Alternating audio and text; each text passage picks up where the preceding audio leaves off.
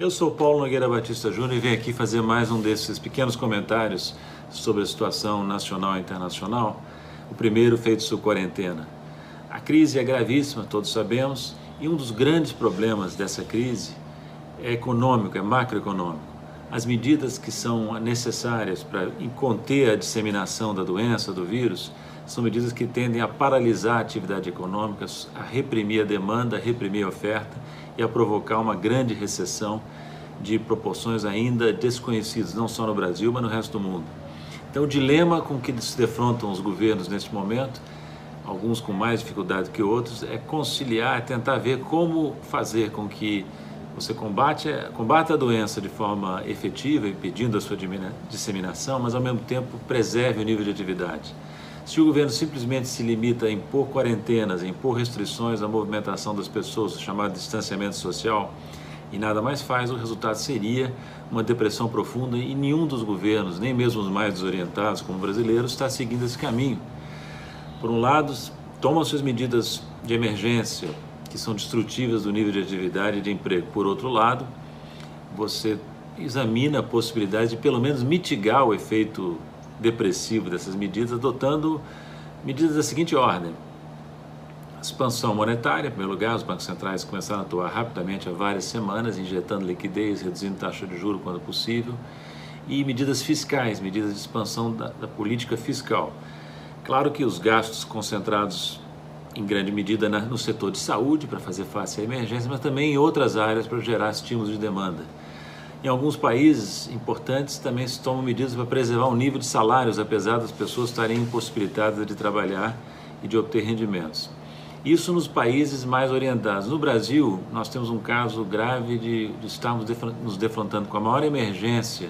de que se tem notícia na história do Brasil em cerca de 100 anos, desde a gripe espanhola, que, portanto, nem nossos pais viveram, os pais da minha geração viveram,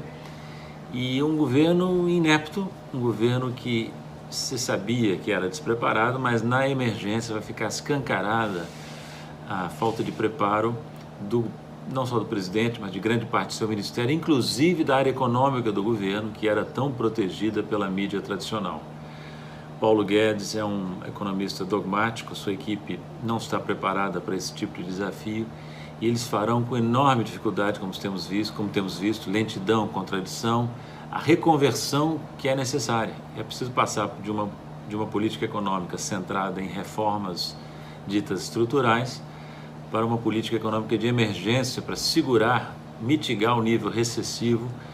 dessa pandemia.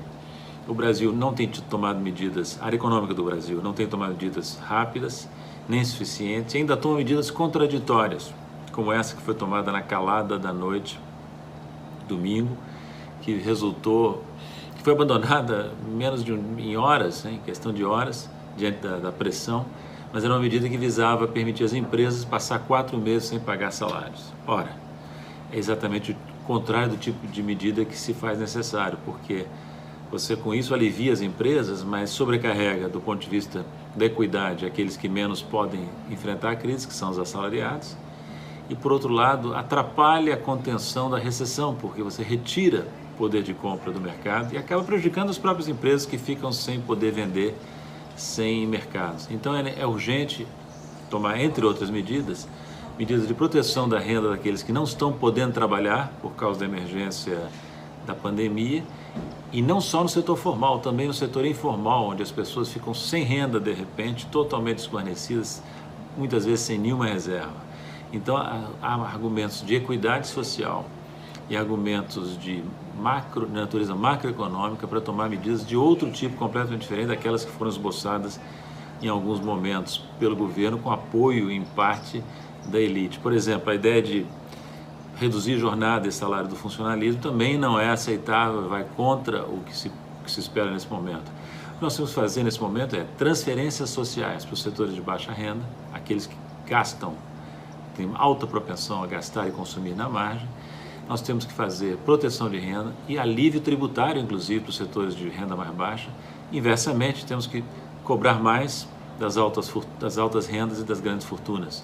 Isso é o que seria necessário do ponto de vista da equidade e do ponto de vista macro, porque, por exemplo, tirar a renda disponível dos setores mais ricos, não prejudica muito a demanda, porque a propensão marginal a consumir deles é muito baixa, né? Então, transferências sociais, sobretudo, defesa dentro da medida possível da renda e proteção dos mais vulneráveis é a medida que tem que ser tomada com urgência em qualquer país, inclusive espero que seja possível fazer isso no Brasil, apesar da precariedade do governo que temos.